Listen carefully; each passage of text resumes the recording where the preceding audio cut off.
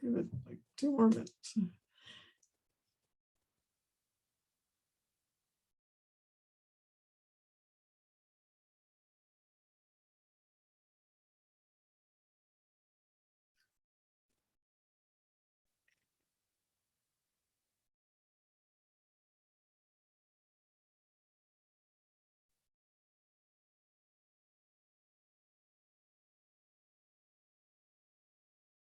Okay, I think we can go ahead and start. So our presentations begin today, but before we do that, let's just go through the PowerPoint. So let me do that first.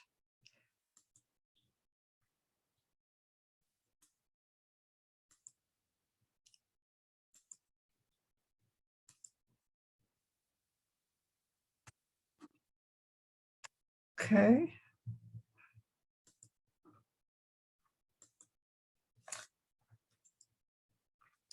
So this is what we learned last week. We learned about problem-solving courts and their purpose, which is to reduce recidivism by addressing the underlying causes of criminal behavior.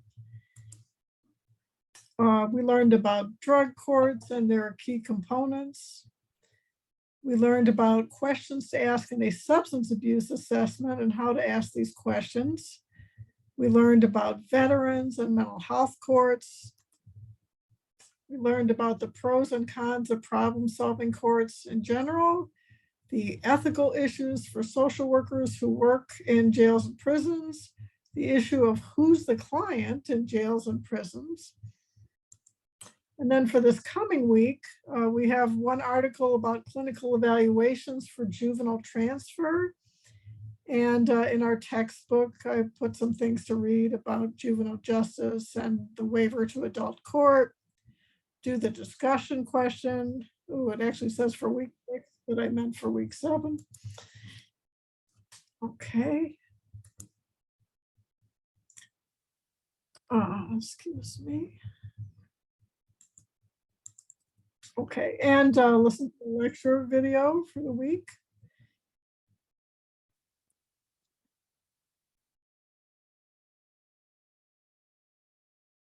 Okay. Yeah, listen to the lecture video for the week.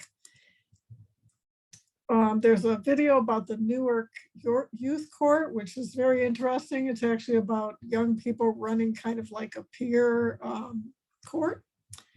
And then watch a video about a person who was helped by restorative justice. Then we have a radio show about Henri Gauld, which was a famous juvenile justice case. And we have a radio show about raising the age, which is a juvenile justice issue. And the third quiz was posted today. It is not due until March 8th. I mistakenly put that it was posted today and due today, which I didn't mean.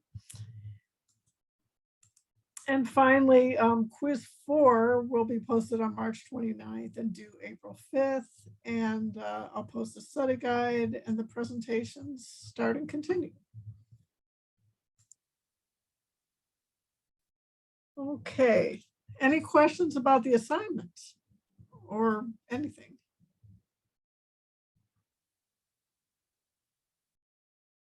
Nothing? Okay. All right, our presenters, who are Bria and Kamala tonight. Are you both here? Neither of you is here. Okay, does anybody know what happened to Bria and Kamala? Or Camila? No. Okay. Camila said that she left field late and she should be here soon. Oh, okay, good. And how about Bria? Does anyone know what happened to her? Okay, we'll do other stuff first then. I was going to ask them if they wanted to present first, but we'll do other stuff in the hopes that they come in. So all of you, be sure to look at where you signed up, don't forget that. And next week we have Deja, Juliana, and Ania, according to my record. So, okay. Why don't we discuss the reading first while we're seeing if anybody shows up for the presentations? Has anybody here ever worked in a drug court, a jail, or a prison? Nobody? Okay, that's interesting. I've been to drug court meetings, but I've never actually technically worked in it. But I Oh. knew someone who was in drug court, so I went and was involved quite a bit. Oh, okay. So can you tell us what that was like or what your experience was doing it? I mean, it was basically just like weekly check-ins. This is I was in the Cecil County drug court program. I don't really know if, they're all the same, obviously, but that's the one I'm familiar with. But basically they would go to court every Friday. Everyone would have like their probation officer, and then they would also have like a case manager for drug court. They would check in with the judge. The judge would ask them, how is it going, whatever. They'd talk for like a minute or two, and that would be it. They would get incentives if they stayed clean, and then they would randomly drug test, like up to a few times a week, several times a week in some cases. It was all random. So they would get like a text in the morning saying you need to test today, come between this time and this time, and then they would have to go and drop off or, test in front of someone. Okay. And then the judge would check in on the tests and make sure they were clean. Did you notice if most people stayed in it through the program or not?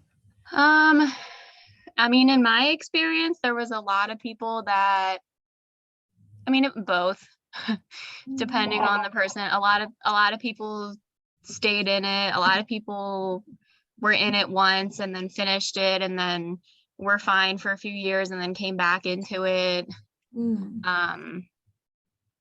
So, I mean, it depends.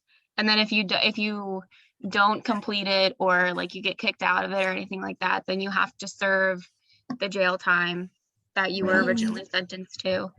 Yeah, or sometimes harsher than what was originally sentenced. So Yeah. Okay. Has But there anybody were mixed else? opinions. A lot of people really liked it, thought it was super helpful, and then other people hated it, thought they were horrible, and thought they were too strict, and so it all Okay, depended on the person.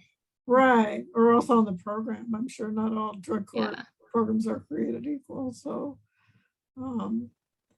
anybody else, even if you haven't worked in or had a field placement in a jail or prison, just know anything about working in jails or prisons, observed it, or had other people you knew that worked in them, what it was like? Nobody. Okay, that's interesting. How many people have, or did you want to say something, Kevin? Yeah, I had a family friend who actually worked in a juvenile correction facility. I believe it was somewhere in the South. I can't remember which state. But they were a correctional officer, but they did not have a very good experience in the system. It was a female facility, and another of the correction guards ended up raping one of the girls that was in the facility, and like the family friend of mine tried to like report it to higher ups, and like it was ignored and no one like believed them.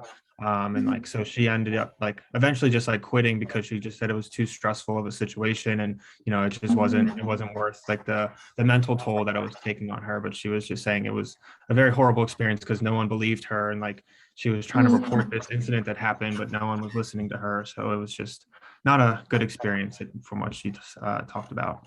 Yeah, I would say most people are going to say negative things, bad experiences. So, anybody else have any field placements that are connected to the criminal justice system in some way, in any way? I thought some of you worked for courts. Matt, you do? What do you do, Jennifer? Or what is your field placement? I don't think she can hear me. Oh.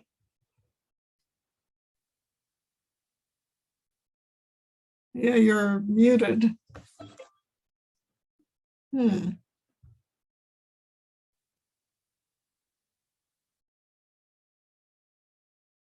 Okay. Okay, no, I got it. Oh, yeah, good. I mean, I just work with the crisis team, as I've said before, and I've had clients that I've gone to like court with for brief things, not usually anything really involved. Hmm.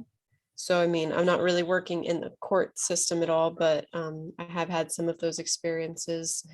And just like seeing like one client that we went with to support was arrested, another client who was able to just kind of get treatment Mhm. and get released. But Mhm. yeah, I mean, like I said, I don't work directly there, but I see some Mhm. things. I'm just not very involved. So Yeah, kind of peripherally involved, huh? Okay. Um, well, I can tell you about my experiences. Let's see. Once I went to I used to travel around the country. Now I kind of work more by Skype and things like that. But I once went to an immigration jail in an extremely rural area of Alabama. And it was like the most horrible thing.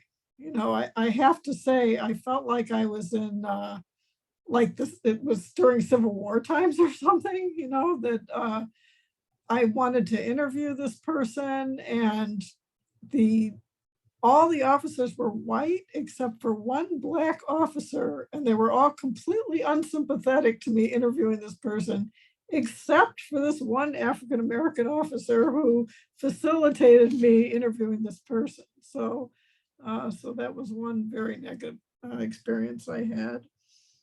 And then I've interviewed people forensically in different jails and everything, and it was just a very negative environment, like very stark and bare and pretty horrible. I can't imagine being there all the time. So um, Sorry, I just wanted to chime in. I have a friend, when we were in undergrad, she had her internship at the prison in Hagerstown. oh, okay. And she told me from her experience, like she really didn't like it because they were just so understaffed, and she felt like she could make like a difference, kind of like what Gavin was saying about his friend. Mhm. And she ended up actually halfway through her internship, she ended up switching internships to like a nursing home placement, which was like totally opposite, like day and night. So Wow. yeah, And she liked that, working in a nursing home she as really opposed was to. she was excited to work in the jails, but I think what happened was her experience there just like it was hard, I guess, for her to keep boundaries Oh, okay. and not just with like clients, but like mainly with like the staff, because they would like kind of throw all their work onto her. She was the intern, but she didn't Mhm. really have, being an undergrad, we didn't really have too much experience like working in the field at that time. So Okay. I really stressed her out. Okay. So like so far everybody has negative things to say. Um, okay, this is a different discussion question. Who works in substance abuse field in some way connected to, or who has even seen substance abuse clients? Yeah, a lot of people. Oh, okay. Even if you don't know it, you've seen them. I would say that it's such an important part of our field. So I don't know how much attention you paid to the wording and the questions to do a substance abuse assessment, but that is extremely important that you learn if you don't already know it, because no matter what setting you're in, whether it's forensic, whether you're in a nursing home or wherever you are, you're going to encounter substance abuse. So this is like a brief little quiz. How do you ask somebody about their drinking or drug use? What are some of the questions you should ask? Or what do you ask if you do that?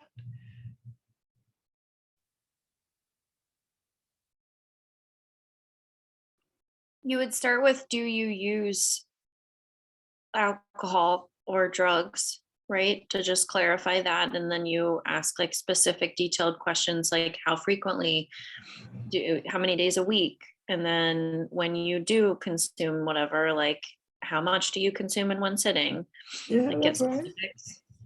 The one thing I would point out though is I always say, do you use alcohol at all or drugs at all, including marijuana? Because a lot of people don't think marijuana is a drug. So I make sure and ask it that way. So, so yeah, you're right that you have to ask about the frequency. If you say to somebody, how much do you drink? You know, that like 90% of people are going to say, I'm a social drinker. What does that mean? You know, I don't even know what it means, you know, so I always ask them, tell me how much and how often you drink. Tell me the frequency of your drinking. And then sometimes they still won't, they'll give kind of a vague answer and I'll say, I'm looking for a number. Do you drink once every 3 months, once a week, twice a week, every day? You know, I'll ask them like that. And then I'll say, what kind of alcohol do you drink and how many drinks on one day that you're drinking? So those are some questions. You always want to ask, when did you last use whatever substances they say they used? Is those of you who do substance abuse assessments, is that what you ask, or any other questions that you ask? Yeah, I'm at the University of Maryland College Park in their substance use intervention treatment. So most of the students that I see are mandated to see me, so they have to fill out preliminary paperwork. But about 95% of the time, they're always kind of lying about like how much, because Right. they're kind of like afraid that it will be more punitive if they were honest about it. So a lot of times I'll revisit the questions all over again, but try to put it in context of like, I understand why you might not feel comfortable sort of telling me because of the circumstances in which we're meeting, but like, can we revisit some of these questions again? And then you just kind of tell me freely, like what your thoughts are. Right. And I always get different numbers. Okay, but you asked for numbers like that, right? Yeah, like, because it says it on some of them. Like I recently had a student who like on the report, they put like maybe like 8 drinks a week. But in reality, they do 23 drinks a week. And it's usually like Thursday, Friday, and Saturday. Yeah, that's a big discrepancy, right? Yeah, I would say you could highly suspect that people are minimizing their substance abuse almost all the time, you know, so let's see. Okay. There was something else I was going to say about that, and I forgot what it was. Oh, you should also ask, have you ever tried to stop drinking or whatever substance they're using? And what was the longest period of time you were able to go without having a drink or having a marijuana or whatever they use? So, and does anybody know why that might be important?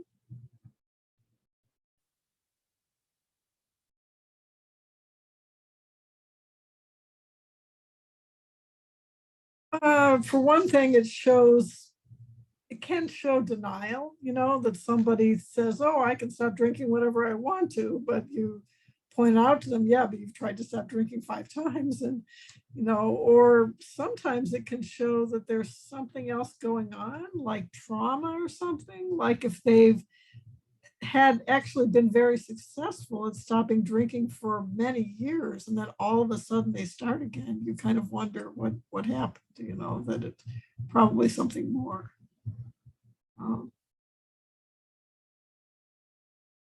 Okay. Anybody else want to share some experience about asking people about drugs or alcohol?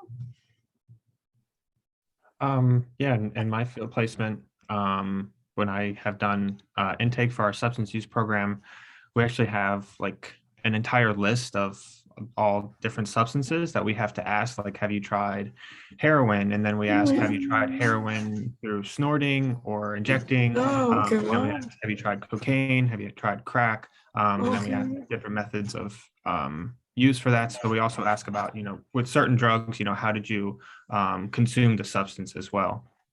Right, okay, like very detailed and asking Mhm. about everything in detail.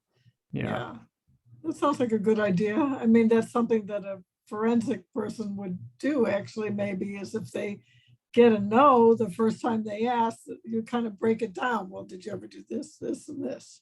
So that sounds good to me. Okay. Let's see what else. These are all questions based off our readings. How about opinions about social work instead of the police, or social workers instead of the police, or in addition to the police? What do you all think about that? Actually, Jennifer, you kind of do that, right? You work together with the police, so yeah. Are you talking about in a specific setting or in general? In general, kind of. But if you know of specific settings, you could tell us about them.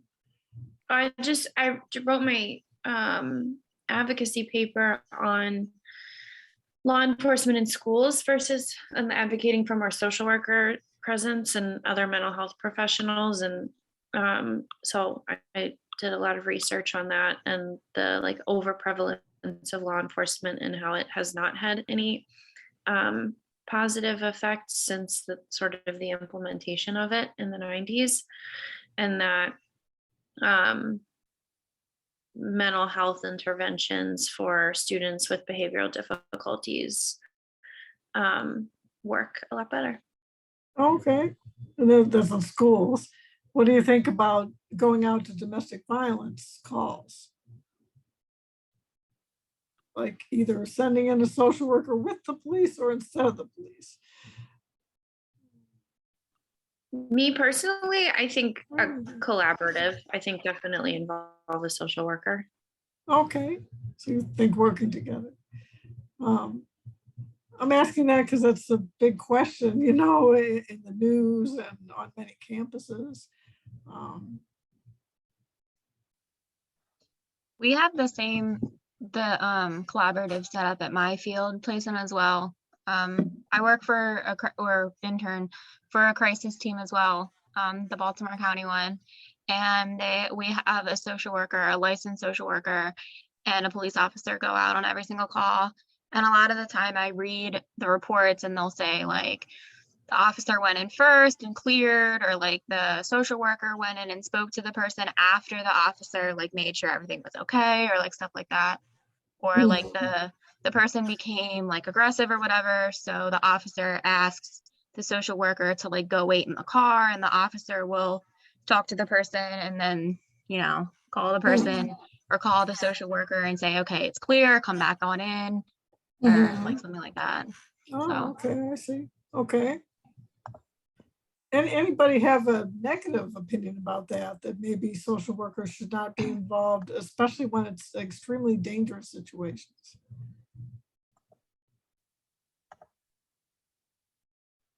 I don't have a negative opinion on it, but I'm one of my classes from last semester. We watched a video on, I think it was in Memphis, Tennessee, where they were training police officers to be part of a team, like a crisis response team that would go out and respond to crisis instead of, you know, so police officers could choose to be part of this team and get like specialized training from like social workers and other people like that to have, you know, the skills to be able to handle the situation without having to use violence.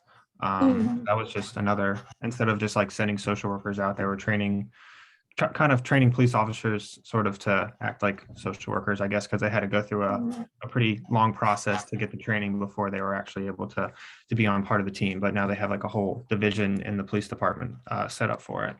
Okay.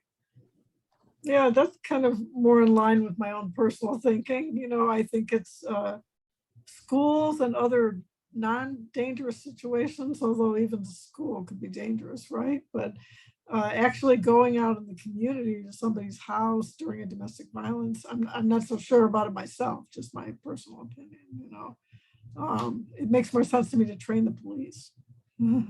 But now everybody has their opinion about it. So I was just going to comment that the Anne Arundel County, like the one that I speak for, the one that I do field for, we do have like our own police officers who are our crisis intervention officers. So they are, they're a part of the police department, but they work in our office and they are with us. And that is their specific job to kind of fill in that role. So that's something that has been implemented with them. And so we have different departments, and like I'm a part of the mobile team that will go out for a crisis, but our CIT officers have clinicians with them who will specifically follow people who are either possibly more dangerous, have more priors, or are currently in some kind of like legal trouble that they need assistance with. So if we ever need information on somebody, we can just walk down the hall and ask a police officer to look up their priors, and can ask for a police officer to come with us. They might be busy. And Anne Arundel County in general is kind of stemming from that system to try to train almost all of their officers. So they wouldn't be as extensively trained as our officers, but they would still have crisis background so that they can try to handle those issues differently. Mind you, I go out with these officers and they still are not trained clinicians, so they still definitely have a different approach than we do.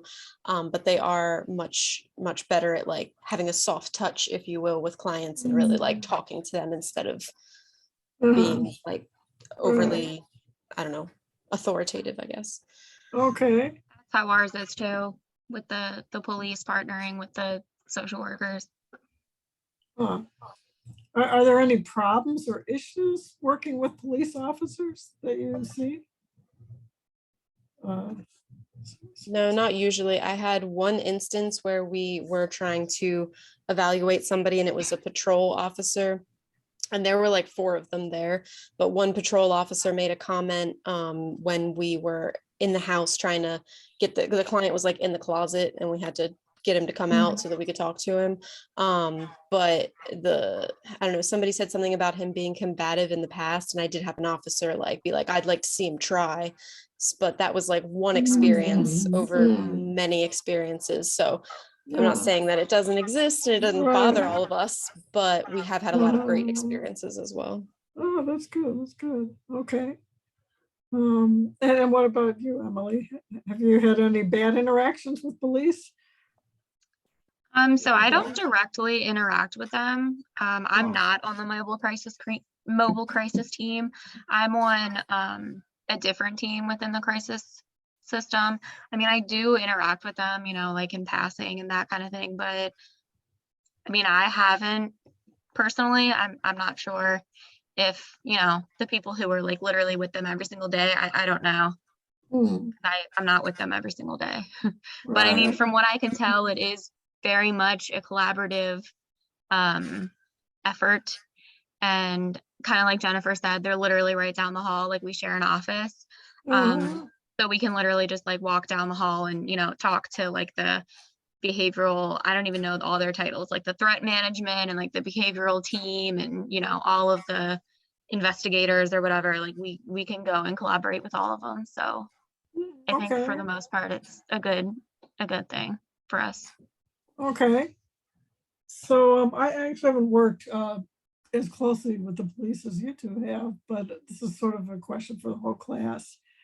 In that situation, I could see that your client is not just the client, but actually the police and the police system as well. That you also have to look at them sort of like a client. I don't know if you know what I mean. Have any of you worked in secondary settings? Like that's true of all secondary settings. For example, if you work in a school, you could make the argument that it's not just the students who are your clients, but the entire school, because you have to work within a system. So I would think that would be the same with the police. Anybody have thoughts about that? Like who's the client? Yeah, at my old job, as a victim advocate in a community-based organization, we had a close collaboration with the police districts in the community. So we would go there a lot, but we always had to make a distinction to them that like, we're working for the client and the community. Like we're also like, there's ways that we assist you guys as well with like working with the client, but like, we can't provide any information. Like we're always working in the best interests of the client, but like it could be very easy for those lines to be blurred because we work so closely with the police and the police department and in the courts. Okay. That was always something that really needs to be defined, like at every interaction. Okay. Does anyone know what I mean by saying that, though, that the client isn't just the client, but the whole police system? Or at least the police you work with? Do you know what I mean by that?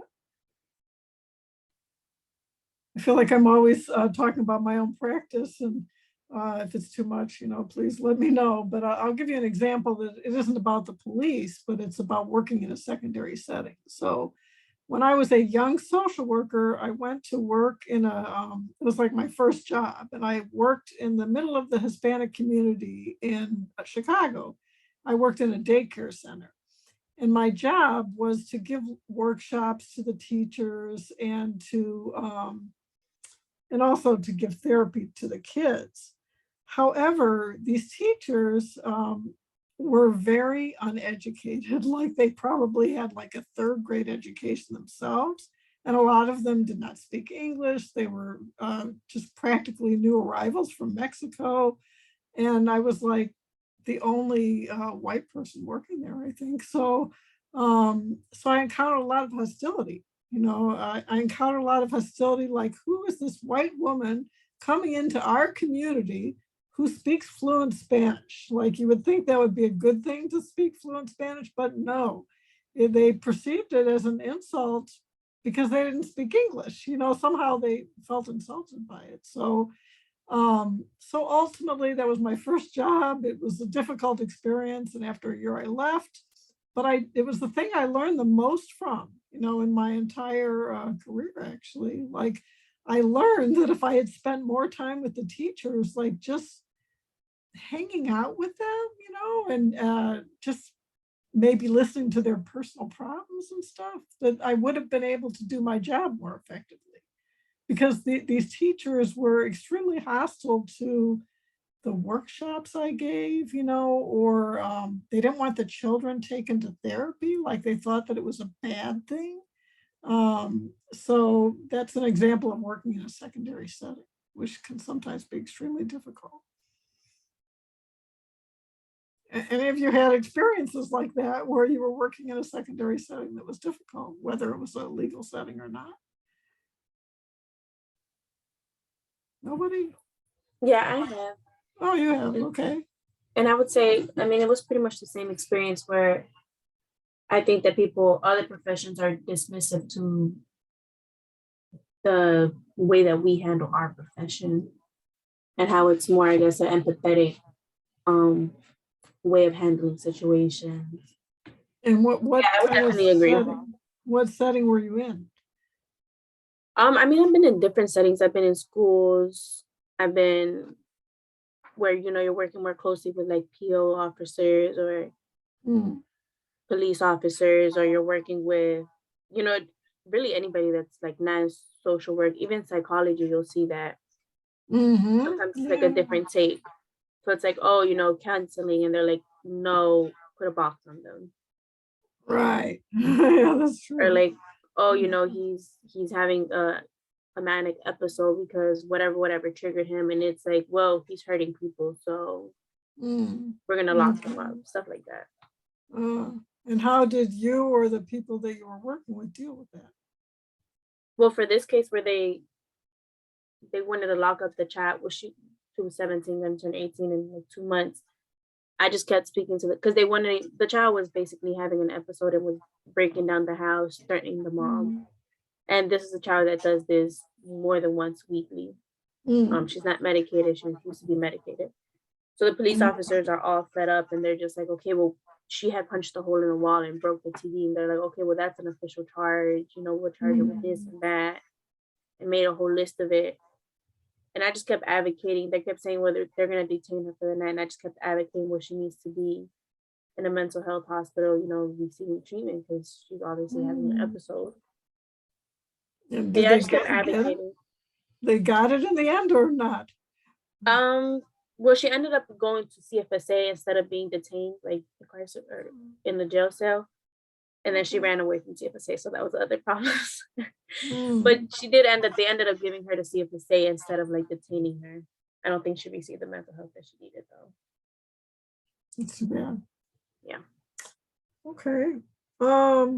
Last question about the readings, and then maybe we'll let Camilla present. So, what do you think? Are there any alternatives to mass incarceration? And what do you think social workers could do about it? Anybody have ideas about that?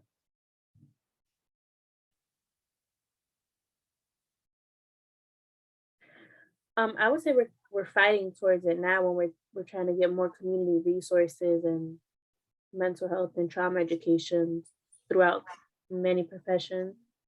So I would say just keep on that track and educating people in the community and professionals and all that. Okay, so education or actually getting more services in jails. I'll say Okay. before jails, so prevention, Hmm, continue with their preventions. okay. Hmm, Can I piggyback back off of what Meredith said? But today at my field placement, I'm at a school and it's with students with emotional and behavioral disabilities. So majority of them are people of color, if not all. And we have a few students who've had unfortunately negative experiences with law enforcement and police officers. So we actually had police officers come to the school today as guest speakers because we really wanted to have the students have more of a positive experience with law enforcement and develop some type of relationship with them, knowing that they could potentially go to them if they need help or have some type of trust because of, you know, everything that's been going on the last few years.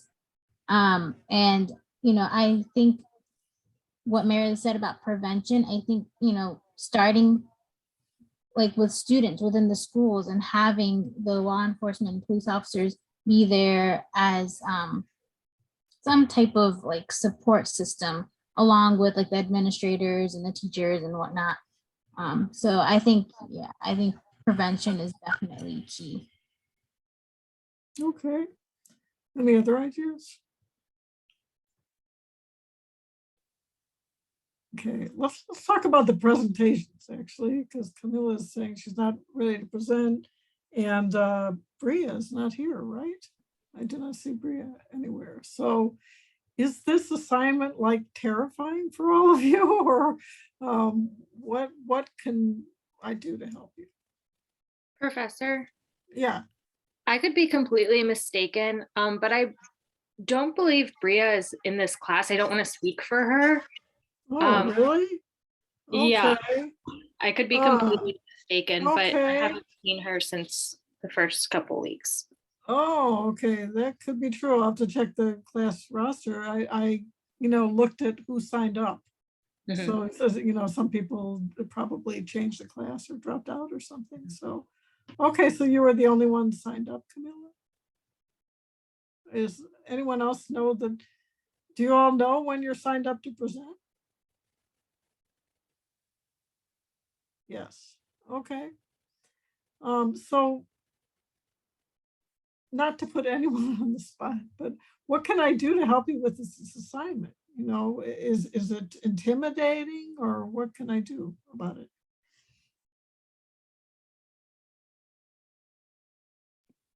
I'll just share. Yeah, yeah. I personally am a little bit like nervous about the assignment because as I think I've mentioned before, Professor, at least I've talked to you a little bit about this before. I don't have, so I am a intern at the Montgomery County Circuit Court. And so I've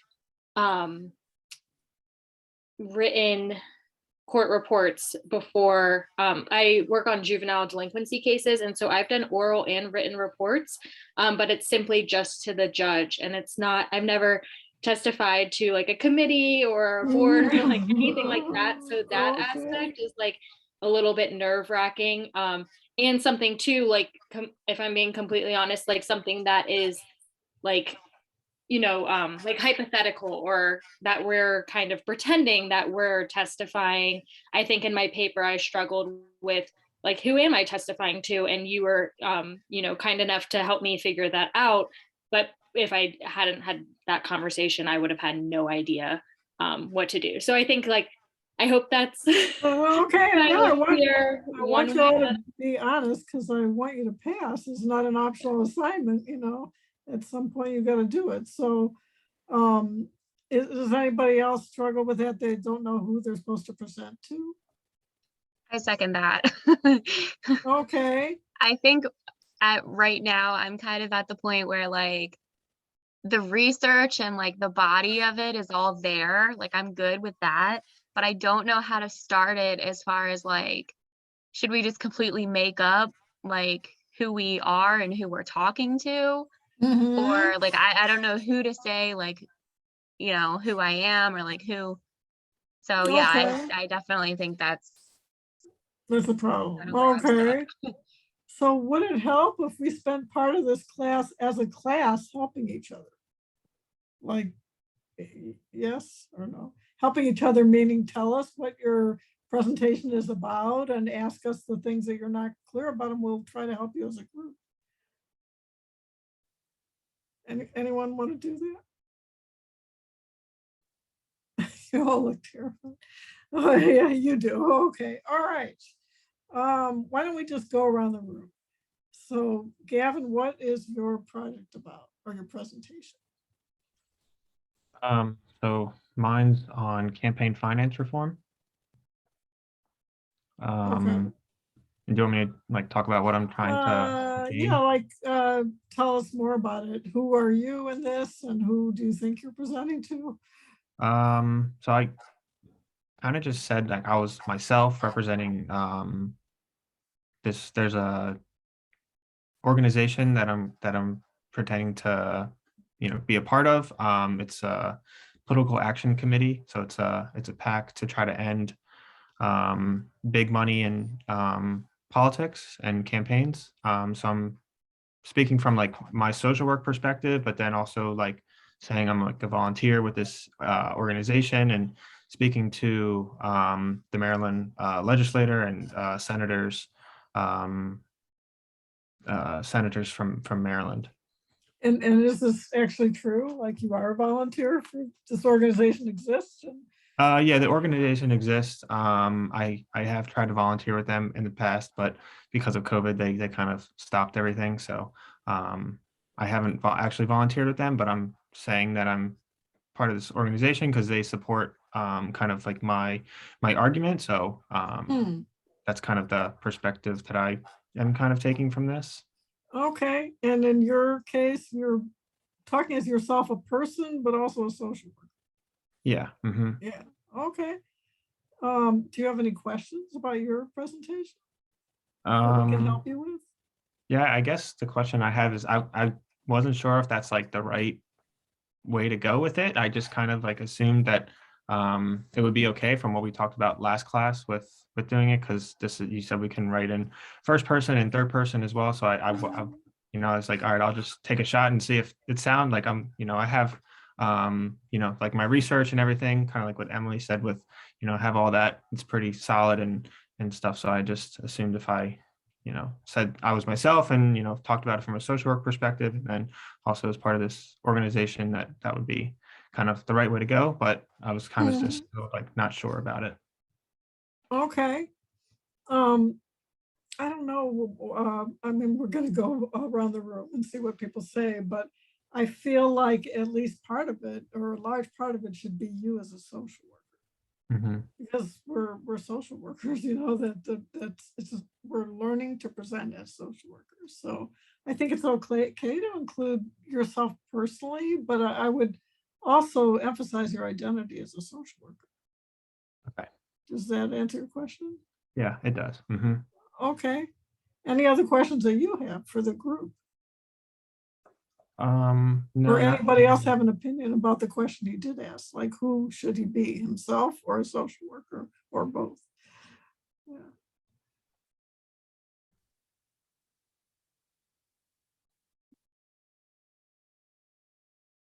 Okay, does it answer your question or not?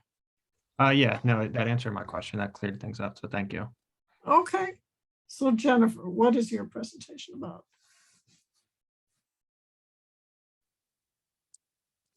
Can she hear me or not? Can you hear me?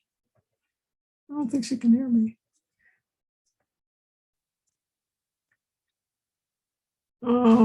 We can't hear you. It's not even me unmuting. It's just that I'm moving like a pixel a second on my Oh. side. Oh, So okay. and this been freezing up really bad. Oh, okay. So I guess if you guys can hear me. Yeah, no, I can hear you. Yeah, I didn't even hear most of what Gavin said because I'm just freezing up. Oh, okay. But anyway, I was looking at schools and their use of like restraint and what is it? Seclusion type things as Okay. kind of behavioral deterrence, and was just kind of looking at trying to get first off like more documentation because it's not really like standardized the way that they send in like facts and statistics about how often it's used, but also just looking into trying to find ways to put into place more behavioral practices and teachers being kind of trained more so in behavioral practices so that they don't immediately have to go to this idea of putting the child in like a secluded room rather than helping them. So that was a bad explanation because I wasn't ready to explain it, but that's kind of what I was looking at. As far as who to present it to, I mean, I was just kind of speaking as like a social work intern with, whatever kind of my experience with restraint and seclusion, like having some background more so with adults, but kind of leaning off of that to talking about kind of the idea of using it with kids and how that sort of institutionalizes them really from an early age, and kind of makes them used to this idea of like, this is punishment for my behavior, this is the way it's supposed to be sort of thing. And so I wasn't really sure exactly who to present that to either. I know that I was kind of trying to look for like Maryland legislation and like who that might be presented to for passing of some sort of law or bill. But I don't know that I know exactly who that is. Right. Okay. So I should clarify, I see you need help with this assignment, so I apologize. It can be changing a practice, not doesn't have to be a law. Okay. A practice or a law, I would say. So like seclusion and restraint is a practice. So could you be talking to the school board? I suppose I could, yes. That's one idea. Anybody else have ideas? Who could you be talking to?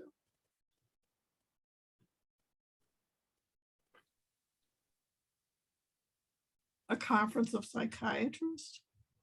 The annual meeting of inpatient psychiatrists in Baltimore, or something like that.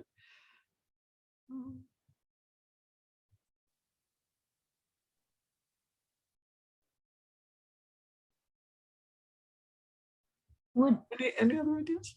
oh, sorry. I was gonna suggest, I don't know if you've already done this, but maybe speaking with like a school social worker or any type of school that might still use restraints. I don't know if you have any like resources or connections, but maybe that Yeah. might.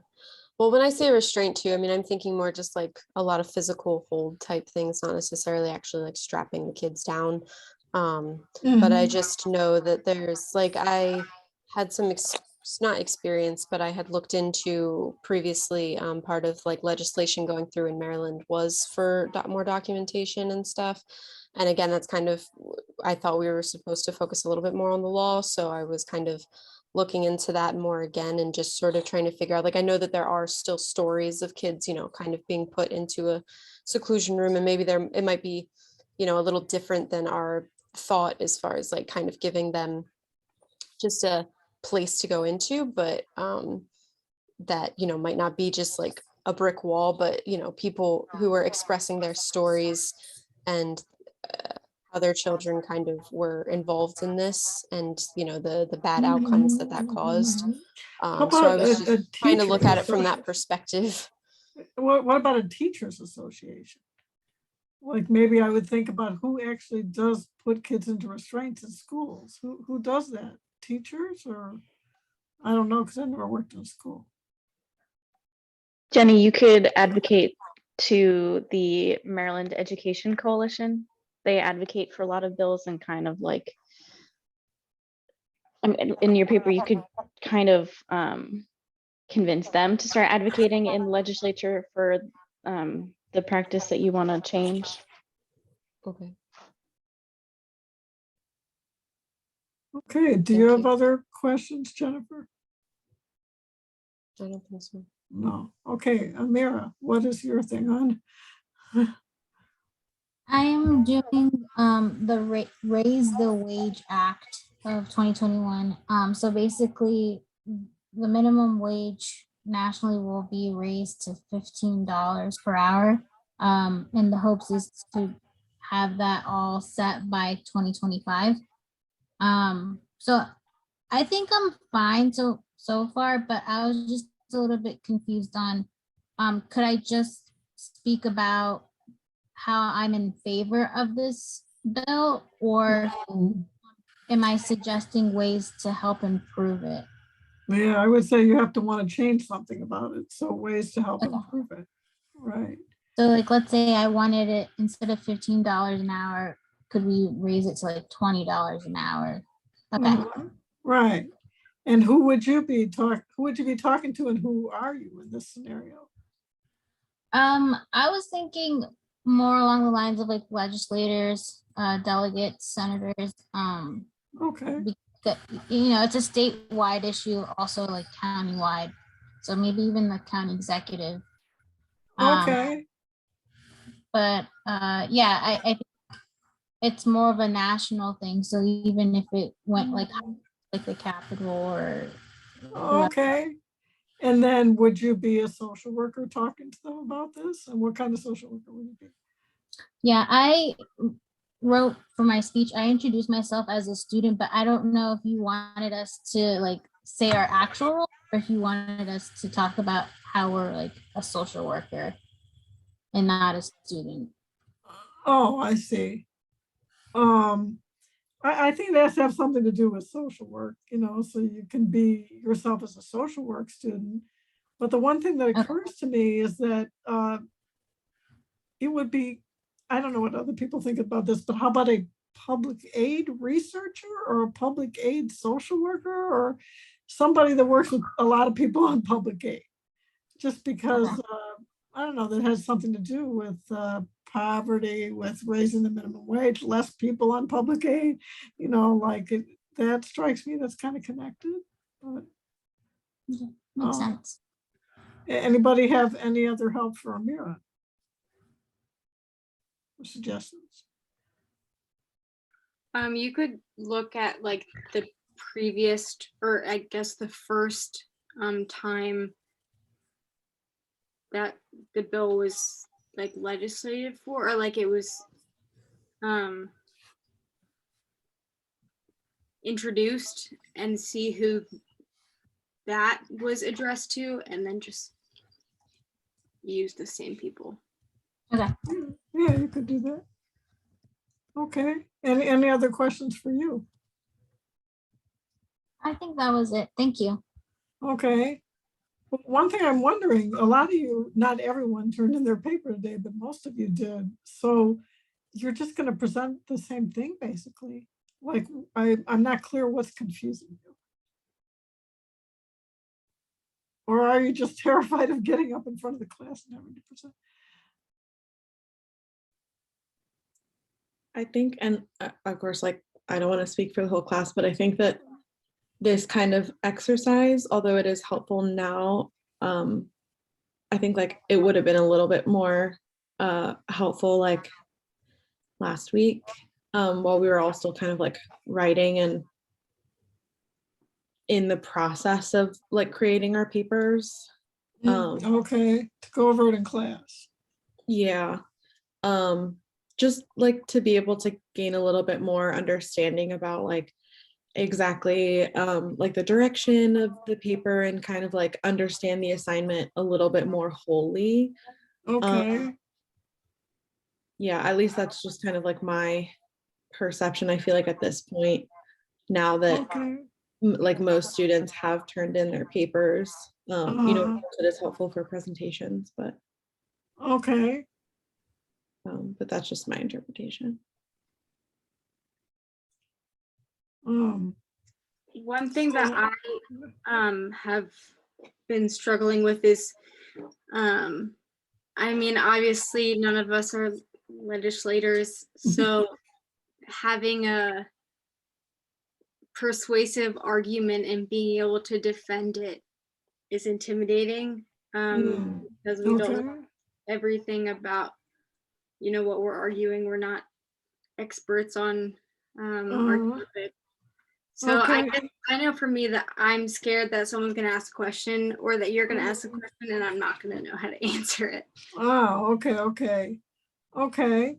Let me just reiterate the purpose of this assignment. Like, first of all, I understand it's scary to get up and testify, but this course is about forensic social work, and part of being a forensic social worker is being able to testify. And people are very intimidated by that, but you kind of got to get used to it if you end up going into this field somehow. So how can we help you with that? Would you rather that no one ask any questions? You just present and that's it? No, and I'm not like I'm not like scared. Oh, I'm intimidated. I don't know how I would answer the question. Oh, okay. Okay. Completely All right. But educated. can you say, I don't know? Yeah. That's okay. I mean, I'm not going to downgrade you if you say, I don't know. Okay. I'm not going to give you a bad grade for that, you know, so it's okay to say, I don't know. Or in a real situation, you might say, I don't know, but I'll look that up for you. I'll get back to you, you know. Did you have any specific questions, Julianne, about your presentation? No. No. No. Okay. Okay, Carrie, what about you? Oh, I think I met with you, right? Yeah. Or we met and we went Yep. over your whole presentation. Yeah, so do you have any You know. additional questions then? We went over the paper, but I think, yeah, I think it's already been stated. I think I already stated that just presenting on something that like I chose to do something that I'm talking about the custody evaluation process and about what the court evaluators have access to in terms of documentation, specifically CPS. And I know this whole, the whole reason why I'm in grad school is a learning experience, but I'm also scared to, or nervous to present on something that I'm still like not an expert in. And like, I know for the point of this assignment, that's okay. And so I'm, you know, just like any other time I present in front of a class, like I know that we're all here to learn and we're not going to like, you know, tell somebody that you know, that they did a bad job or that they did something wrong. So, but I think it's just the initial nerves of, you know, I'm not an expert in this and I myself am still learning and may get something a little bit misinterpreted, which we've already discussed in our meeting. So, Okay. This might be a very strange thing for me to say, but I'm really trying to think of helping you. Would you all be relieved if you did the assignment and provided that you answer all the 4 questions, everybody gets an A? Would that take any of the pressure off? Or you still would be terrified to stand up there and do it? I mean, I think I'll speak for myself again. Like, I think knowing that I'd have an A would make me, you know, would make me less stressed, I think, overall, with considering all other things that are happening and everything else. But I think that just, again, you know, talking about something that is still so new to me, it's still nerve wracking, but the experience is good. But I don't know, mixed feelings, I guess. Okay. I mean, I'm actually, I don't know, we're negotiating it, you know, I don't know if that's really fair to give everybody an A, but maybe it is. I don't know. At least everybody gets a B+ or possibly higher, you know, something like that. If I don't know, would that help? How much of the class thinks that would help get rid of your nerves? You do, okay. Anybody else? Okay, I will give nobody lower than a B plus unless you do not do it. You know, you do not do it or you do not answer the 4 questions, you know, so if you answer the 4 questions, if you make it any kind of, and you don't cancel and you actually present, you get a B plus or higher. That's pretty fair, I think. You know, so, Can I speak to something that might be helpful? yeah. One of the struggles I ran into was just a little bit of like a lack of direction, and a lack of structure. Like we had our 4 questions, but then they were all like related specifically to what we should include in our argument. There wasn't a whole lot of information. And so if we're given a little bit more structure, that might be helpful, like more Like specific. examples of what you want to include in your argument? No, like an outline almost, at least like basic. I mean, nothing like, you don't have to tell us exactly what to say, obviously, but you know, like last week when I presented for our group, I had no idea what I was doing or what I was supposed to say. Like, do I introduce myself? Do I, you know, I know we like watched a lot of videos, but you know, I don't know that I've been able to like absorb the structure of, you know, a testimony just through those. And so having some sort of written, like a little, you know, somewhat of a step-by-step structure, if that makes sense. I don't know if anybody else agrees. Yeah, I mean, I was just going to comment, like, I know I kind of already started to talk about it. And obviously, like I said, I wasn't exactly like ready to talk through what I was going to do, but you know, it already made me feel like, because I feel like I didn't know what I was doing. And then people are like giving me ideas for like who to present to, but then I'm like, oh, I hadn't even really considered that before. And now I feel like I'm like doing everything wrong. And it's just a slippery slope. So wait, that made you feel worse when people suggested things, or better? No, I mean, like I appreciated it and it made me like be like, oh, okay, yeah, that would like make sense. I can like look into it real quick and try to see what might best work. But I feel like I thought I had some idea, and then it just feels like maybe I didn't have any idea what I was actually that made you supposed to feel like be. you don't Like, know what you're doing. It made you feel like, why didn't I consider all this other stuff? I have no idea what I was doing. yeah, I guess just like thinking about the fact that I sort of thought I was supposed to be focused a little bit on like the law and then I guess practice too.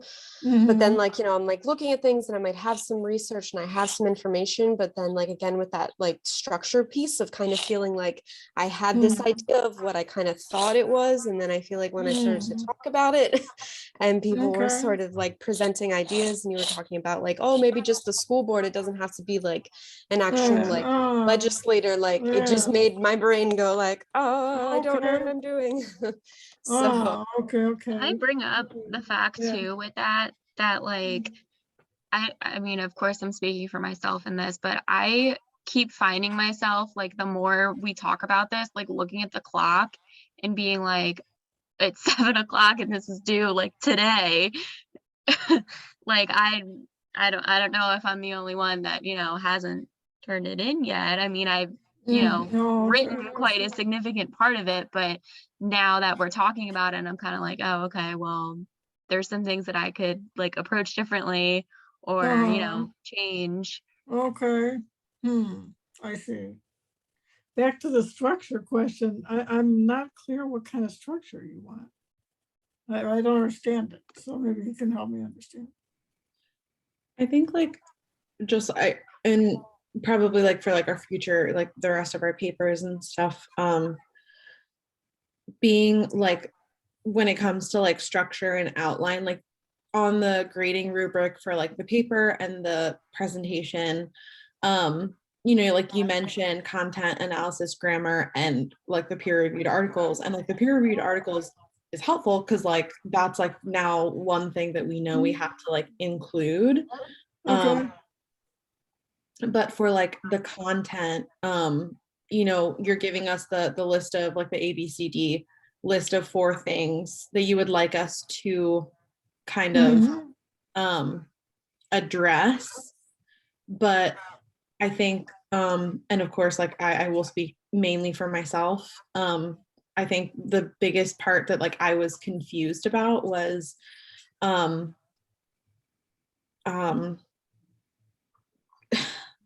of like, I'm trying to like figure out how to like say like Yeah. frame what I'm saying. Like it was explained to us that you know, we are to kind of advocate to change a particular law or like legal practice or policy or something and present alternative proposals.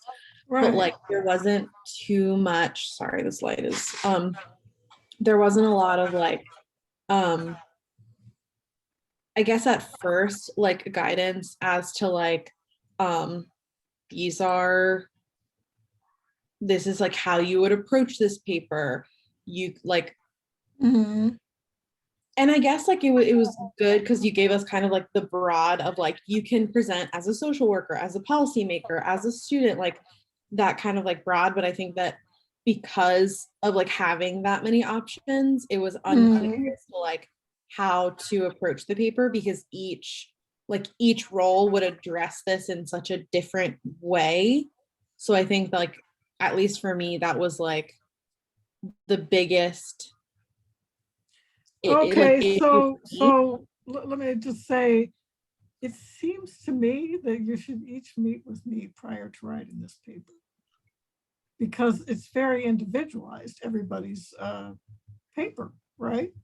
So maybe what I'll do, I don't know what your schedules are, but I'll put some kind of sign-up list for you to go over your paper with me. And the ones that you turned in, if you can tell me you want me to review it as is or not, but I'll give you extra time with it. I don't know that I can say, I think it's a question of discussing everybody's situation individually. That's what I think, because, you know, I can't say this and do that and that. It just doesn't work that way, you know. But if you started talking to me about your individual paper, then I could give you specific feedback. So it seems to me that that would be the best way to do it. Professor, if I can just say, because I'm literally like sitting here as we're doing class, also working on my paper, and I have literally started and changed, and I don't know if I'm overthinking it, but I'm like in the midst of changing things, reviewing things. I'm thinking I may be leaving out something, or I may have said too much. So I'm a little all over the place with it. So I don't know if that is something that you would be willing to do, because I want to make sure that I'm in the right direction as far as what I should be saying. And that way, when I do present, that it all makes sense.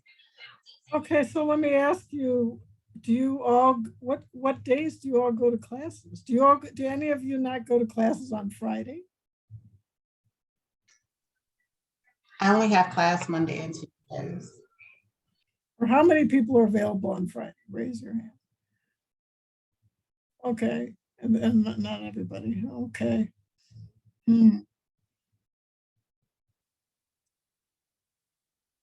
Why don't you do this? I'm not going to be able to accommodate everybody's schedule, but I'll do the best I can. So why don't you, all of you, email me and tell me what days you have available and what times you have available, but give at least 3 options, you know, so, and then I will meet with each one of you. Professor? Yeah.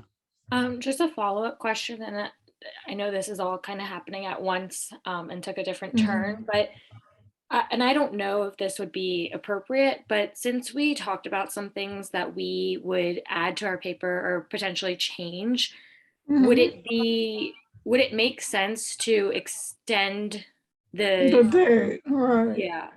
Yeah, that sounds like it's making sense. How many people are in favor of extending the date? Okay. I mean, those who want me to grade their paper as is, that have already turned it in, you have to email me and tell me that. Otherwise, how will I know? You know, so Okay. Well, let me tell you, I'm willing to help you. I mean, that is my job. That's why the University of Maryland hired me, but I didn't know any of this until now. So I really can't know that you lack direction or you want things to be different if you don't tell me. That's one of the reasons that I posted an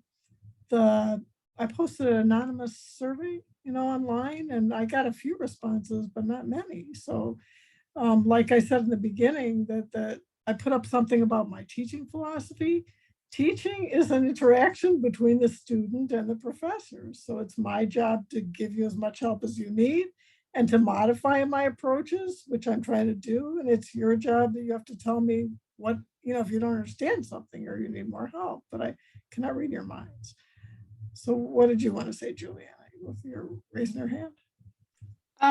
I just had a suggestion, not necessarily geared towards this assignment, but I know that previous other professors that I've had, sometimes they will give like an exemplar paper or something that we can model what exactly you're looking for, but obviously not our exact topic or any of that.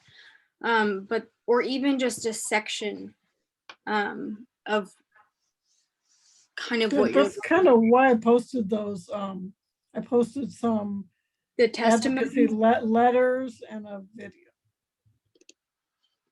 That is the purpose why I posted it. Yeah, not that it has to be exactly like that. I don't know. I think everybody's question about it is individualized. So I think I could help you more if I actually met with each of you individually. So let's see if we can make that happen. I mean, you met with me last week, Carrie, and you seemed like you got something out of it, that at the end you were less confused or you understood what you had to do. So, okay, so what is a reasonable time to extend the paper? I forgot when the next one is due. Let me see.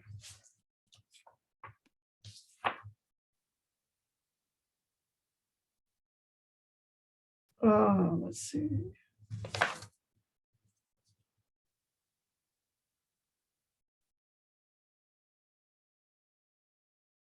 The final paper is due by April 25th.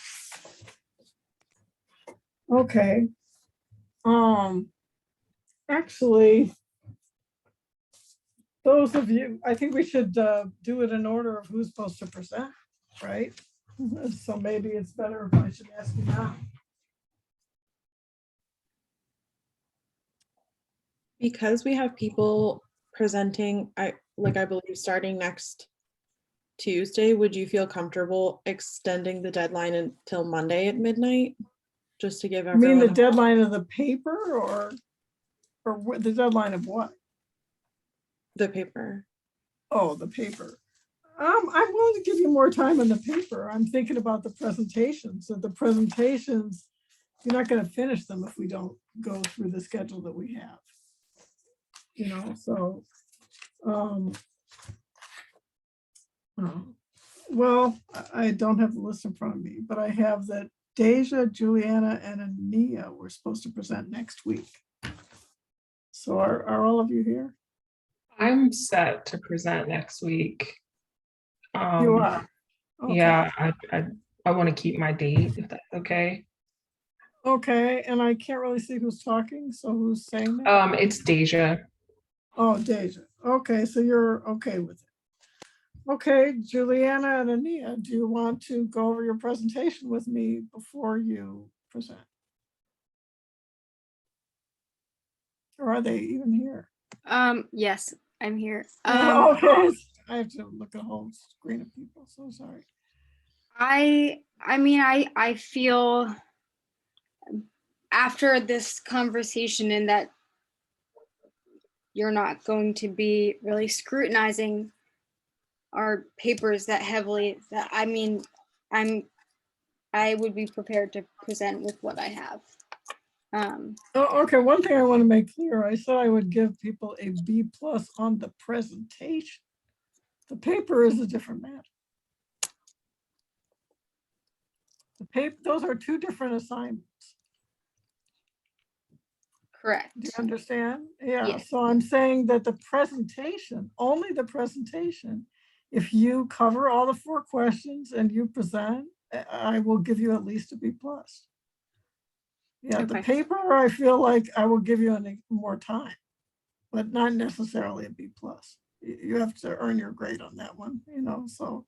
And why I'm saying that, because you all seem terrified to present, so I'm being a little more easy about it. Yeah. I think the So- basis for both mine and Juliana's comment is, and again, like only speaking for myself, but I think that like most of us will be like writing our paper and basing the presentation off of our paper.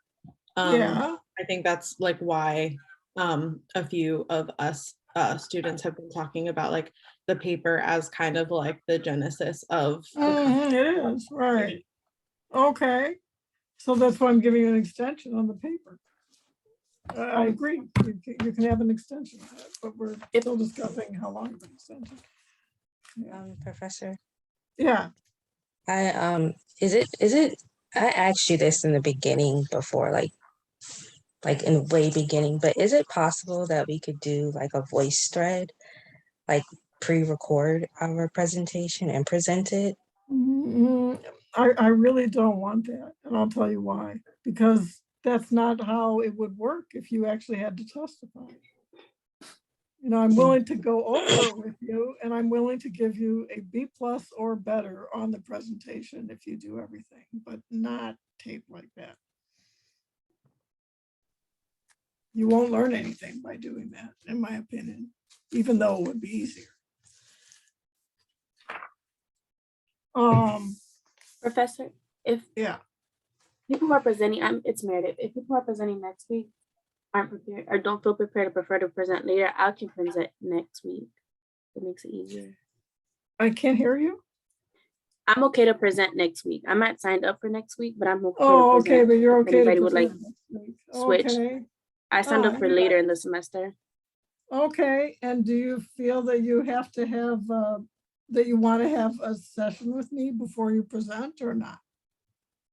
I mean, yeah, just You would we like can. to, okay.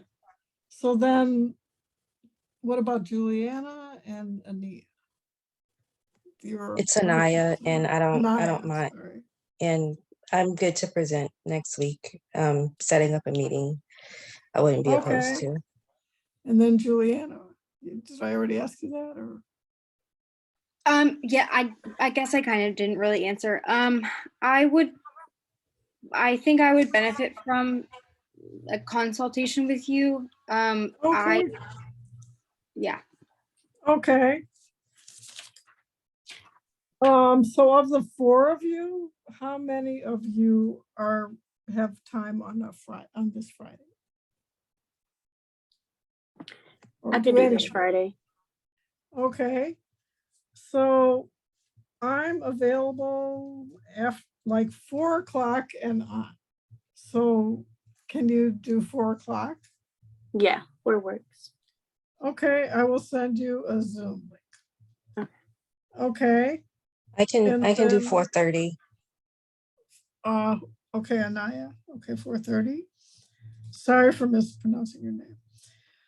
Yeah, is a half hour gonna be enough for everybody? Yeah, that works for me. Okay. Can anybody do 5 o'clock? So that was take care of Anaya and Meredith, right? And Juliana and Deja that leaves, so. What about your schedule? I'm available at 5. Okay, good. Okay. And what about Juliana? I work on the weekends. Okay. So Fridays. Well, it's not a good day for you. Okay, and what, do you work on Sundays? Yes. Okay, and what hours do you work? I mean, it's different every week, but normally, I mean, I could work anywhere between 11 a.m. to 10 p.m.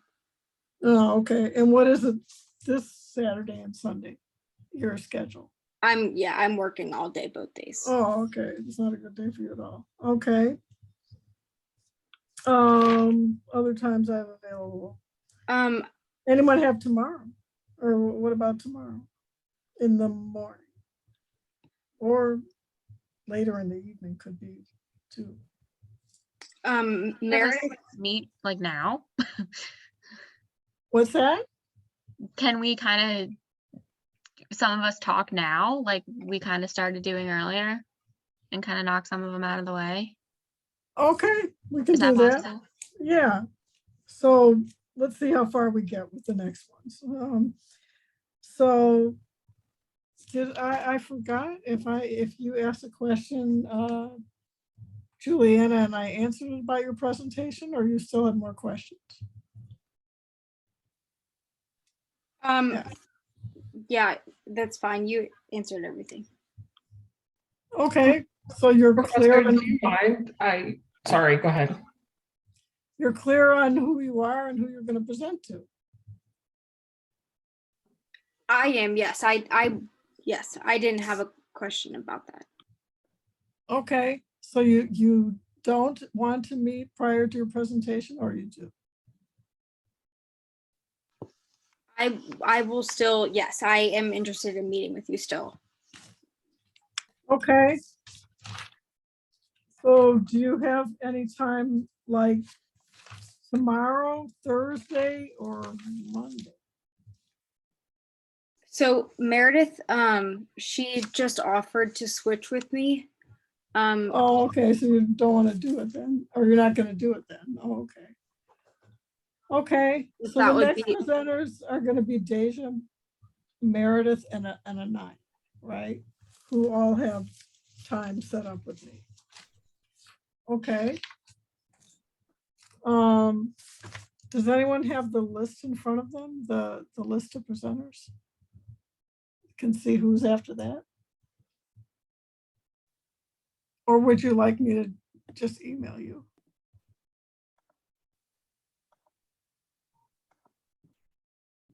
I'm pulling up the list of present. I think I'm the following week, March 15th. Yeah, it's Emma, Emily, and Gavin are scheduled for March 15th. I just pulled up the. Okay, so why don't we try to get through some of them in the class? That sounds like a good idea. Professor, Yes. I'm so sorry that I keep like asking questions, but Yeah. can I suggest that if we have any more content for this class that we cover it and then spend the rest of the class with students that are presenting, and that way the other students can either focus on their paper and start working on or the quiz or other things for the course in the second half of the class? I don't understand your question. Like if we have any more content that you had planned originally for this class as a whole to go over it to make the most use of our time, and then those presenters that are presenting in the next few coming weeks can address their presentations with you. I still don't understand. Can somebody explain it to me or else, or a different Like way? should we continue with your lecture that you had planned today? Oh. Or should the other students like that don't need to speak with you at this moment based on their presentation, so that we can get off of the Zoom and go do the quiz or our paper or our presentation, that we don't have burning questions at this moment? Oh, okay. I see. How many people want to use the rest of the class to talk individually about their presentation? Raise your hand. Okay with that? I can't see anyone raising their hand. Nobody?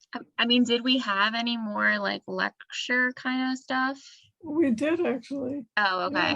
Yeah, so I think the suggestion is like, if we could, to continue on with the rest of the lecture and like continue on with class. To do and then- that first. Yeah, finish that first, and then whoever Yeah. has questions Oh, okay. can ask at the end. of class. Yeah, okay, I understand. Okay. Okay. Regarding how about regarding the paper? It seems like you need your individual session before you can write the paper. So what I'm gonna do is we're gonna go on with the class. The 3 people that signed up for next week are gonna meet with me and present next week, which is, who was it? Deja, Meredith, and Anaya, right, are all gonna present next week. So, and the rest of you, I ask you to email me with 3 dates that you're available. And I would like that to get taken care of, you know, fairly soon, so that I have an opportunity to meet with anyone who has not been addressed in this class. So, okay. And I will give you a week after either your meeting or either your meeting with me or us talking tonight to finish the paper. So that means that everybody has different times to do the paper. Does that sound fair? Or does everyone understand? Thank you, Professor. Yeah, no problem, no problem. Okay, let's go on with what I prepared. So now we have a choice of what you can do. So you can either, I had 2 articles about like kind of like bias as forensic social workers, you know, 2 different articles that I was going to ask you to divide into breakout groups and just skim them and then get back to the class and tell us what you learned from the article. That's one possibility. Or other possibility is a video about restorative justice, like showing how social workers would do that intervention. So which of those appeals to you more? I like the video. The video. Video. Okay, the video. So, okay, let me get into the video.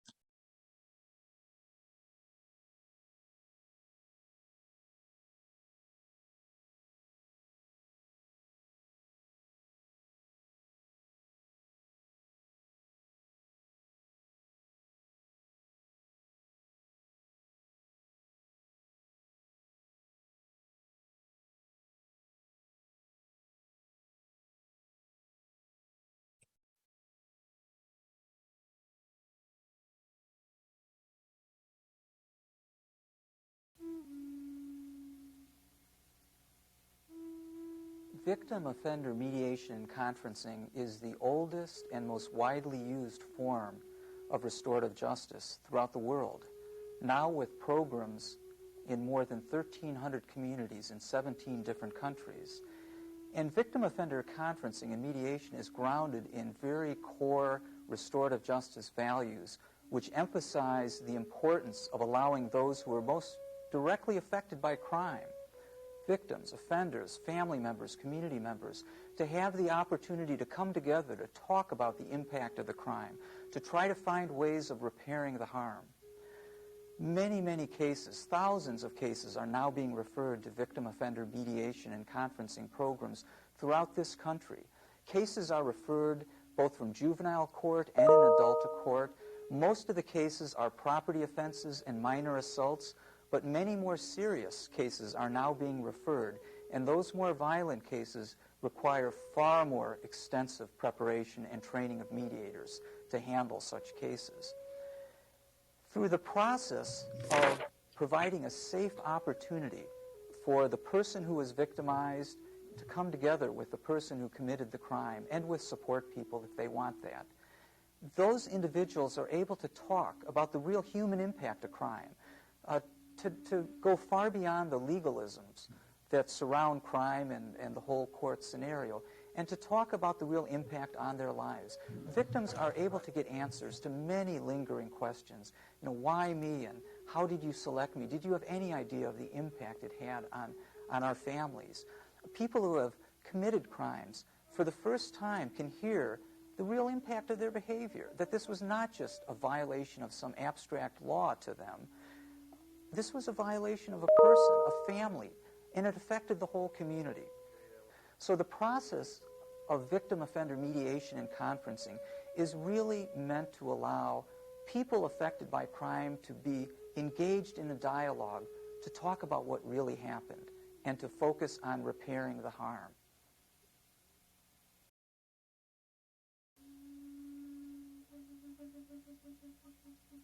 For the many thousands of cases referred to victim offender mediation and conferencing over the past 20 years, we have learned that a multi-method approach is often the most helpful. By this, we mean that it is far more victim sensitive and culturally sensitive to adapt the process to the expressed needs of the person who was victimized, the person who committed the offense, their families, cultures, and even their communities. For example, many individual victims and offenders prefer to meet in a small, private setting involving only the two of them and the mediator. Ms. Mattson and Jim, I want to thank you both for being willing to meet again. As you know, we have each talked separately about your stories, and this is going to be your opportunity to talk together directly to one another about the events surrounding the burglary and how it's affected both of you. Or, victims and offenders may prefer to have parents or other support people present during the mediation session. While the primary focus is still upon the direct conversation between victim and offender, support people can be given an opportunity to speak as well. As a friend and a community member, how did this situation affect you? It's just unsafe. You don't know how they pick houses. How do they pick my house? How do they pick her house? Are they just going back and forth? Is it the same people? What made him stop at her house this time? She could have been there. What would have happened then? Mrs. Ellison, you're Jim's mom. How has all this affected you? Well, I'm feeling pretty angry and sad for what he did. And I'm embarrassed. I feel like you think I didn't raise him right. And, you know, Jim is a good kid. He is. I'm just really sad that this happened. In some cases, depending on the cultural context of the parties involved, the victim and offender may invite numerous family members, support people, and members of their communities to be present at the meeting. Well, Terrell and I would like to open by thanking each of you for coming tonight and coming, some of you, in support of your friends and neighbors around the event that happened some time ago involving the burglary of Ms. Mattson's home. So we're just going to open it up to whoever would like to begin speaking. If you could think back to the events and how it's affected you since, and speak to Jim and Ms. Mattson about how this has affected you. You know, my daughter and I have lived here for a long time, and we really like this neighborhood. But since this has happened, you know, we're having trouble sleeping at night. And every time I hear a noise, I'm worried that someone is breaking into my house. This neighborhood used to be real calm and peaceful. Now we're in a high state of alert and chaos, so I'm really feeling frustrated right now. You know, my wife and my children, we came here about 3 years. I work in the evening. When I heard about this, I worry a lot because I worry about my kids will think it's okay to do this. And I don't want them to do this. I want them to go to school, be good kids. I don't want them to join the gang because I came from Vietnam. I want a good life here. So it impacts my life. It also worries me as a father that I don't have time for my kids. You know, my nephew's basically a good kid. I know he does get into a little bit of trouble. I think we've all gotten into a little trouble as we grow up. His mother and I have talked on several occasions on what we can do to maybe help him. And maybe this is what it took for us to finally get with Jim and find out how he can repair the harm that he's done to the community.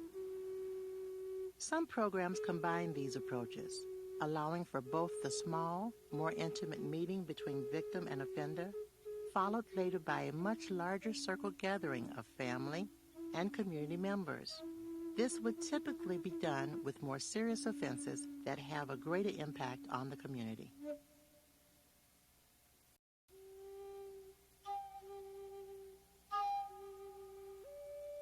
Now, mediation has grown to be used in many other settings in our country, in divorce and custody issues, in neighborhood conflicts, in many commercial transactions where there's conflicts that have developed.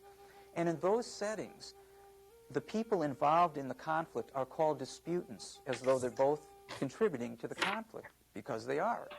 That's very, very different in victim-offender mediation and conferencing. In victim-offender mediation, it's a very different type of mediation. It's called humanistic mediation, which is dialogue-driven. It's really focused on creating a safe place so people can come together after preparation and just be able to talk openly to each other, with the mediator very much in the background, so that they can get answers to questions they have, so they can express the real impact the crime has had on all of their lives, and so that together they can work out some form of repairing the harm. The key points in humanistic mediation, first, is separate pre-mediation sessions with the victim and their support people, as well as the offender and their support people. And typically you meet with the offender first, and then you meet with the victim. Frankly, you don't want to get the victim's expectations up. That would be considered forensic social work. Does that answer your question? Okay. Anybody else have any comments, questions about restorative justice? Have you been exposed to that before? The idea of restorative I justice? can say, sorry, I have another question. Yeah. Like in your forensic social work experience, like when you're gathering reports and you're asking interviews with like families and stuff, do you ever have an instance where like whomever was affected by their offense like was included in your interview process? You mean like together or separate? Together or separate? Together or separately. I gotta think about that one. So I would say no. No, because the work that I've done, which is not restorative justice, it's expert witness work, is one-sided, either the defense or the prosecution hires you, so that wouldn't come up, right? Where it would come up more is, like I said, and if you're a social worker working in a prison or a jail, which is also a forensic social work, then you might do meetings, like that between victims and offenders, but not as an expert witness, no. Any other questions? Okay. I'm sorry, I just have a comment. This is Yeah. Brittany. I kind of liked it. I liked the video because never seen this done. I felt like it held the person like accountable for their actions, but on the other side, I kind of thought it might be like triggering or like dangerous for both like the victim or possibly the person who Yeah, had committed the it's a good crime. point. Right. I guess my question to you was, have you ever had a situation where it kind of got out of hand? And like, how did you de-escalate it? I guess if you Right, did. right. So the closest I've ever come to doing something like restorative justice, but this is not actually restorative justice, is during custody evaluations. Like custody evaluation has to include a session with the child and the parent. Each parent has to have a session with the child so you can observe their interaction. So I had many cases where the mother accused the father of sexually abusing a child. And so there has to be a meeting with the mother and the child separately, and then the father and the child to observe their interactions. So I've had meetings with kids who were either, it wasn't clear if they'd actually been sexually abused. It wasn't clear if they were brainwashed by the other parent or they actually had been sexually abused. But in any case, they didn't want to see it was the father in these two cases I had. So I had to meet with them together, and this is how I handled it. But I set rules, what we can talk about and what we cannot talk about, like boundaries, So for example, I said, we cannot talk about the sexual abuse in one case. you know, that we have to just talk about other things. What happened when I did that is the father and the daughter actually got along really well, and I ended up having supervised visits for the daughter with the father. So I set strong boundaries, and if they crossed the boundaries, I would interrupt the session.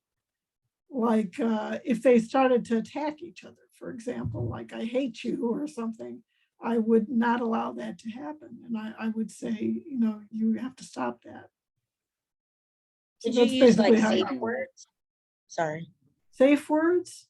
No, I Yeah. just tell people, you know, but you could do that. There's nothing Gotcha. wrong with doing that. Yeah. I've never had a situation get out of hand. I've had things happen as a therapist that could have gotten out of hand, and I would do things like, if this happens one more time, I'm going to send one of you out in the waiting room. You know, that would be something I might say. So, other questions about restorative justice? Restorative justice is a very promising technique that, when I asked earlier what can help with mass incarceration, that's one of the things that is constantly brought up, is that, you know, maybe these restorative justice techniques could actually prevent so many people from being incarcerated. Other questions? Okay. While I was watching this video, I was thinking about everything that we talked about, obviously. So first of all, Juliana, you have to sign up for your present, re-sign a date then, if you're not going to do it next week. Is she still there? Had just assumed that I was gonna take Meredith's position and we were just gonna switch. So hers is April 5th. Oh, okay. Okay, so I'll put you for April 5th. Okay. So this is what I decided while we're talking. Rather than go through it as a class, I think it really is better to go through it individually. So first of all, can anyone in this class that wants to meet with me individually do it this weekend? Like anyone at all? I can do it on the weekend, like Okay. Sunday. On Sunday, okay. So what about, oh, I forgot something. I forgot that there's an hour difference when I was talking about Meredith, Anaya, and Deja. So, I was actually thinking that, and I didn't know if everybody was oh, thinking. okay. the same. Yeah, I forget that all the time, so thank you. So did I say 4, 4:30, and 5, right? That means your time. Yeah. Okay, so actually I have to change it then. I have to do 5, 5:30, and 6. 5 works Is for me. is that not gonna work for people? No, 5 does work for me. Okay, 5 works for Meredith. And what I'm about good with 5:30, and I can text Anaya and ask her. Oh, okay.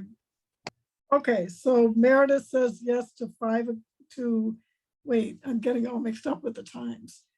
That would be 6 o'clock your time, right? No, I think I was right when I said, oh, now I'm getting all confused here. So Sorry. for me, it'd be 5 o'clock my time, 4 o'clock your time.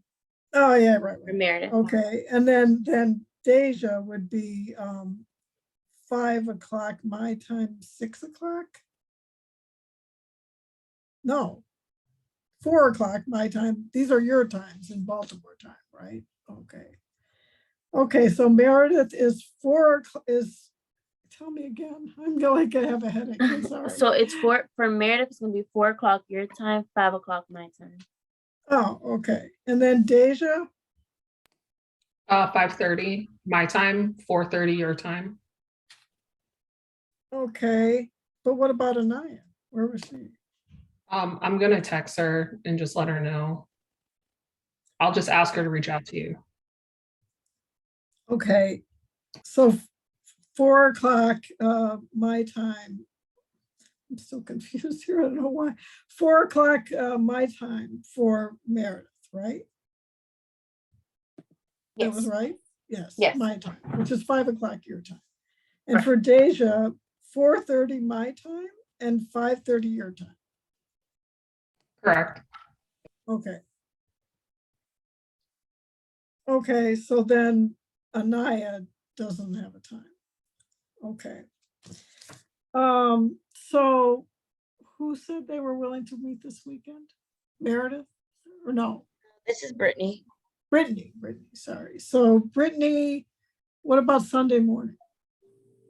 I probably can't do Sunday morning, but I can do Or like what after, time can you do on Sunday?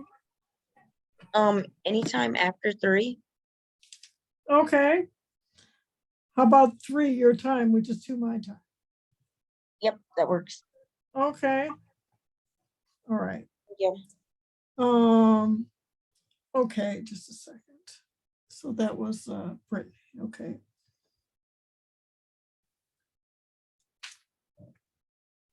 Okay, anybody else? No one else is available to meet on Sunday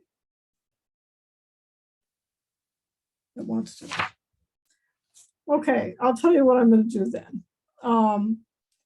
If you don't email me 3 times that you're available by this Sunday, then I will consider that the date of the paper is still March 1st and that you're going to present on the date that you're signed up to, and I'll grade it accordingly. If you want to meet with me, you can, but then it's your responsibility to email me by this Sunday 3 different times you're available. And if you do that, I'll give you 1 week from the date of our conference to write the paper. And I guess we would have to schedule your presentation accordingly. But if you don't do that, I stick by what's on the, the sign up sheet, and I consider the paper to due March 1st, and we'll grade it accordingly. So is that clear to everybody? Yes. And Okay. Professor, Yeah. Anaya confirmed that she could do it Friday, the 6th. Oh, okay. And did you say what time? 6 p.m. our time. Okay. Wait. Now I'm getting confused. Okay. 5 p.m. 6 p.m. your time, which is 5 p.m. your time. But then that runs into yours. I don't understand. I thought it was like 5:30 my time, 4. Like you start at 4. Okay, I have. So like the meetings on your time would be 4, 4:30, and 5. Right. That's my time. Yeah. So Okay. those are the times that we're meeting. Okay, so Meredith has 4 o'clock my time. Deja has 5 o'clock my time, right? 4:30. Oh, 4:30. Oh, I see. Okay, now I'm sorry. And Anaya has 5 o'clock, and those are all my times. Yeah. Okay. And Brittany has 2 o'clock my time on Sunday and 3 o'clock her time. Right? Correct? Yes. Yep. Okay. Okay. Okay. Like I said, anybody else that wants to meet with me, you must give me 3 times by this Sunday. Otherwise, like I said, I'll grade the paper and consider it to have been due by March 1st. Otherwise, I give you a week to do it if you do meet with me. I can also regarding- actually probably try to meet Sunday if You want to meet Sunday? Okay. sure. And what time are you available? I can do whatever. If I want to do it around Brittany, then Yeah, that would be good. um, Okay, let me just look at my calendar here. So Brittany had 3 o'clock Baltimore time, so could be 2 o'clock Baltimore time, or no, a half hour before, right? A half hour before or a half hour after, so. yeah, I can do 3:30. Wait, she said Okay. 3 for her, right? So 3:30 for me is fine. Okay, so 3:30 Baltimore time, right? Yes. Oh, okay. Okay. All right. So I'll send you all links, about that. Does anybody else want to sign up for a time now or not? Or you want to email me?